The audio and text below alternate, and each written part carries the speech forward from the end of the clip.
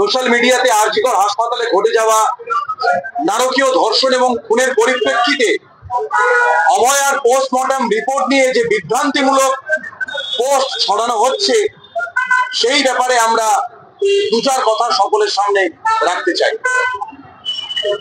9 August আমরা প্রথমে খবর পাই যে চেস্ট ডিপার্টমেন্টের কর্মক্ষেত্রে একজন সেকেন্ড ইয়ার পিজিটি সুইসাইড করেছেন।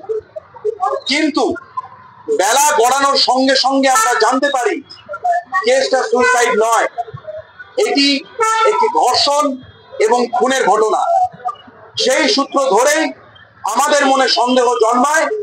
সেই অবিশ্বাস এবং সন্দেহ থেকেই আমরা সমস্ত স্টুডেন্টরা পোস্টমর্টম প্রক্রিয়া যাতে সুষ্ঠুভাবে হয় তার জন্য ম্যাজিস্ট্রেট ইনকোয়েস্টের দাবি রাখি।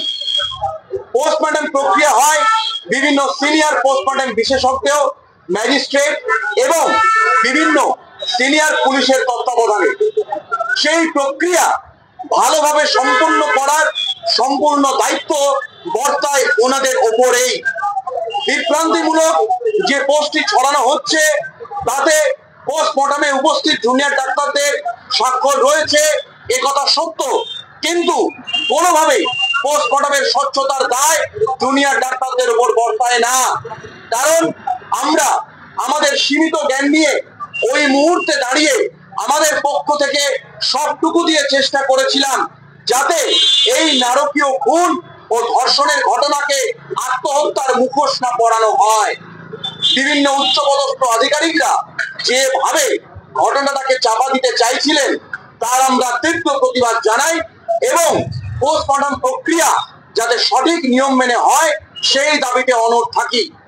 সেই স্বচ্ছতার দাবি থেকেই আমরা পোস্টমর্টম রিপোর্ট কলকাতা পুলিশের কাছ থেকে দেখতে যাবার দাবি বারংবার রেখেছিলাম, যা আমাদেরকে পরবর্তীকালে পুলিশের পক্ষ থেকে দেখানো হয়নি। এমনকি মহামান্য সুপ্রিম কোর্টও পোস্টমর্টম প্রক্রিয়ার ভুল ভ্রান্তি নিয়ে অসন্তোষ প্রকাশ করেছেন।